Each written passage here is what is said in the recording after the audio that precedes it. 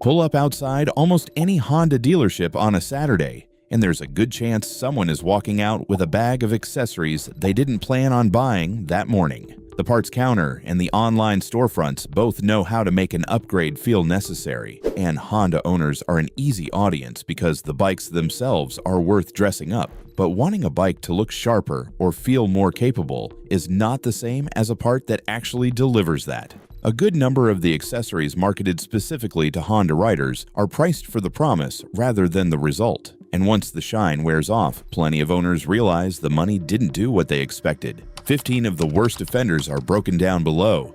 Accessory number 1. Chrome engine covers. A new Gold Wing or Rebel owner sees bolt-on chrome engine covers in a catalog and imagines the bike looking sharper at every stoplight. The covers go on, and for a few weeks, the shine does exactly what it promised. The problem is that these covers are purely decorative. They add no protection and no performance, and thin chrome plating over pot metal chips and pits within a season of normal riding, especially near the exhaust where heat cycles the plating hardest. The consequence is a rider who paid a premium for a part that looks worse than the factory finish it replaced within a year. The fix is simple. Polish the factory covers instead, which keeps the stock heat dissipation and saves the money entirely. That same instinct to chase shine over substance shows up again with the next item, which promises a deeper, more aggressive sound instead of a brighter look. Accessory number 2. Aftermarket slip-on exhaust bought for sound alone. A rider on a CBR or CB series bike hears a friend's slip-on exhaust and orders one the same week, expecting more horsepower along with the louder note. The problem is that a slip-on swapped without a corresponding fuel remap or air filter change usually leans out the mixture at certain RPM ranges, which can hurt low-end torque instead of improving it. The consequence shows up as flat spots in the power band, and on carbureted or early fuel-injected models, occasional popping on deceleration that wasn't there before. The fix is to treat the exhaust as one part of a package, pair it with a proper tune or skip it, and keep the stock system, which Honda already engineers for a balanced power curve. Sound is one thing riders chase for the wrong reason, and it's worth remembering that a stock exhaust on most modern Hondas is already tuned to balance emissions, sound, and power delivery together, which is exactly why changing one piece of that system without the others so often backfires. The next accessory gets bought for a reason that sounds even more practical. Accessory number 3. Bargain Bin Universal. Phone mounts.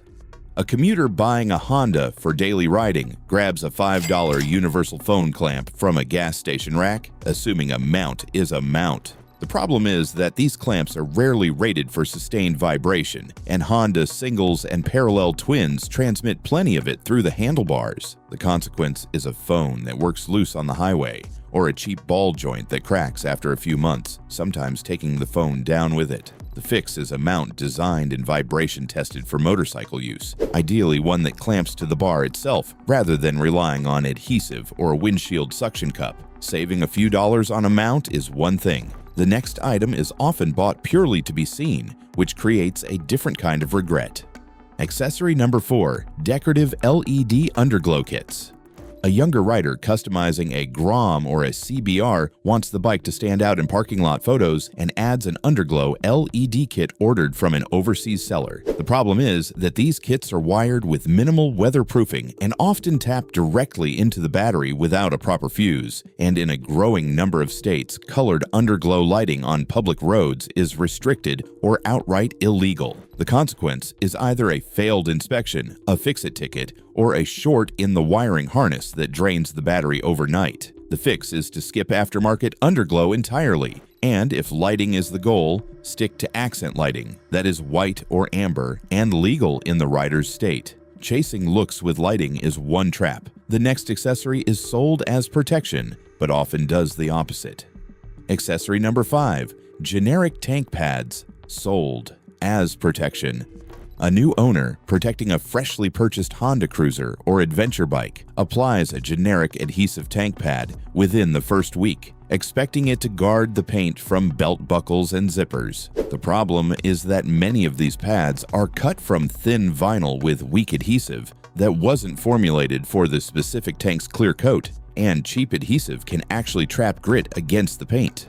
The consequence is a pad that peels at the edges within months. And when it's removed, adhesive residue or even clear coat lifting comes with it. The fix is to buy a pad specifically fitted and rated for the exact model, or simply ride carefully and skip the pad altogether on tanks that already have durable factory clear coat. Many riders don't discover the damage until trade-in time, when a dealer points out the faded outline left behind. Protecting the tank is one instinct, protecting visibility while riding is another, and it's where the next accessory disappoints.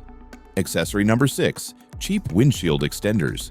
A touring rider on a Goldwing or an NC75OX adds a clip-on windshield extender to cut down on helmet buffeting for long highway stretches. The problem is that many budget extenders are made from thin, optically poor plastic that distorts the view ahead, and the clip-on mounting hardware tends to loosen and rattle at highway speed. The consequence is a rider squinting through a hazy, vibrating extension that creates more distraction than the wind noise it was meant to solve. The fix is to invest in an extender made from proper optical-grade material with a rigid mount, or adjust the stock windshield height if the model allows it before spending money on an add-on at all. Comfort accessories are one category riders overspend on. The next item is aimed squarely at anxiety about theft.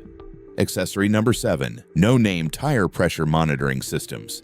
An owner of a newer Honda that already includes a factory tire pressure monitoring system still buys an aftermarket sensor kit after seeing one advertised as a safety essential. The problem is that these third-party sensor caps often duplicate a function the bike already has, and cheap versions are known to give inconsistent readings or drain their own coin cell batteries within months. The consequence is a rider paying twice for the same information, sometimes with a less accurate aftermarket reading, overriding trust in the accurate factory system.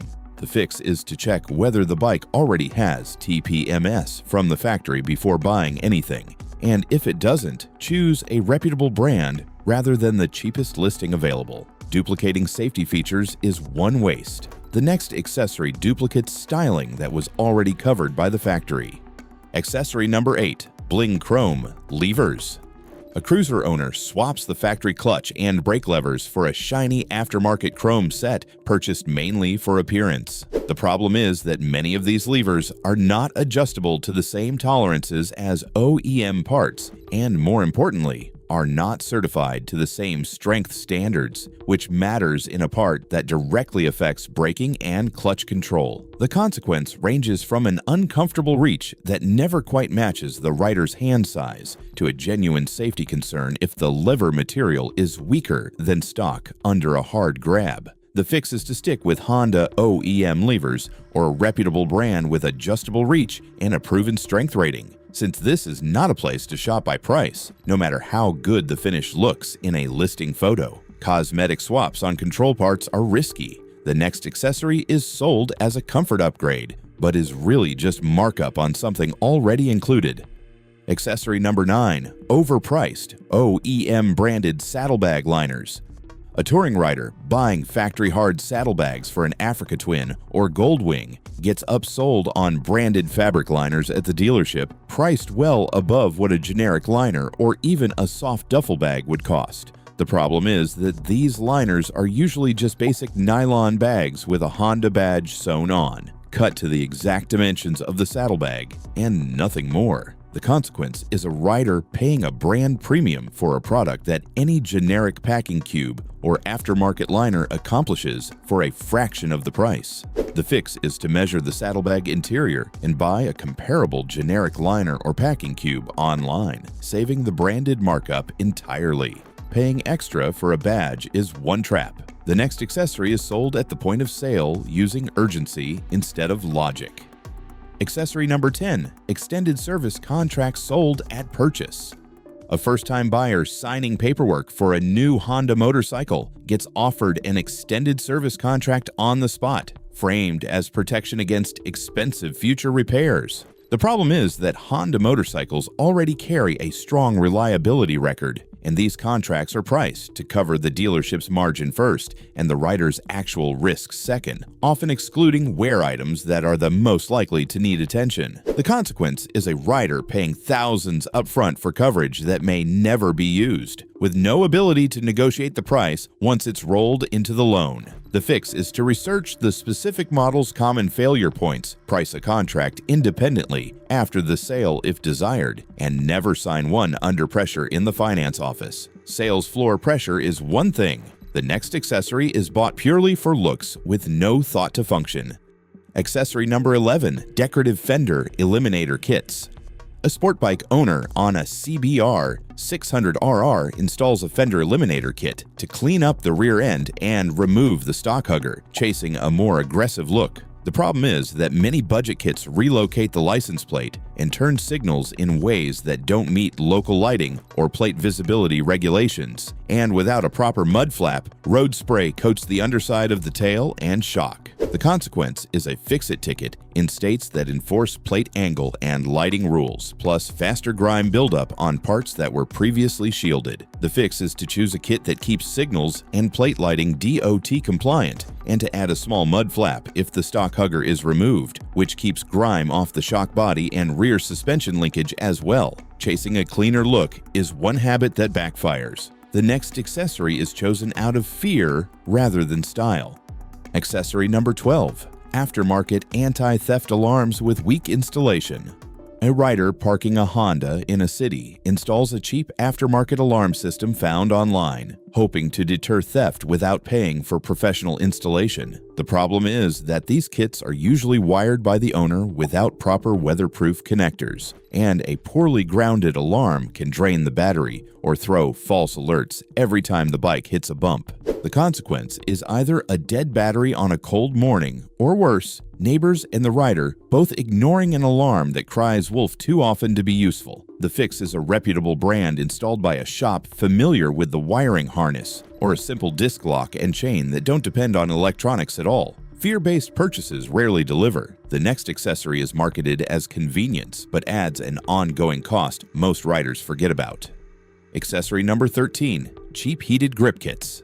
A commuter riding a Honda through cold mornings installs a low-cost heated grip kit purchased for a fraction of the price of a name brand set. The problem is that budget kits often use thin heating elements that create hotspots instead of even warmth, and the included controllers rarely offer more than a single on-off setting with no real temperature regulation. The consequence is grips that either aren't warm enough to matter or heat unevenly enough to be uncomfortable, plus wiring splices that are a common source of intermittent electrical faults. The fix is a name brand kit with a proper variable controller and a professional or careful DIY installation that taps power correctly rather than splicing into random circuits, and to always run the wiring through a fuse sized correctly for the added draw. Comfort shortcuts often disappoint. The last accessory disappoints for a reason that's easy to miss until it's too late. Accessory number 14, custom mirrors that fail DOT standards. A rider customizing the look of a naked bike or cruiser swaps the factory mirrors for small aftermarket bar-end mirrors bought mainly for style. The problem is that many of these mirrors are undersized and don't meet the minimum reflective surface area required by DOT standards, which can result in a smaller, more distorted field of view exactly when a wide, clear view matters most. The consequence ranges from a failed state inspection to genuinely reduced rear visibility in traffic. The fix is to check the reflective surface dimensions against DOT requirements before buying, and to prioritize function over style when it comes to any part tied directly to visibility. Visibility is one place riders quietly cut corners. The final accessory rounds out this list with a part that looks premium but adds nothing structural. Accessory number 15, chrome exhaust tips.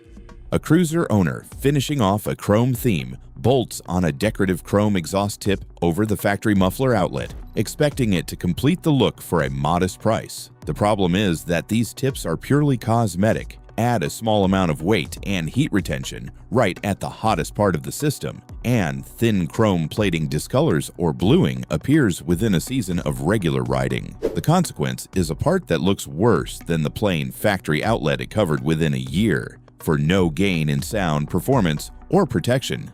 The fix is to skip chrome tips entirely and let the factory finish do its job, or spend that money on a single accessory from this list's opposite category. something that actually improves comfort, protection, or safety instead of appearance alone.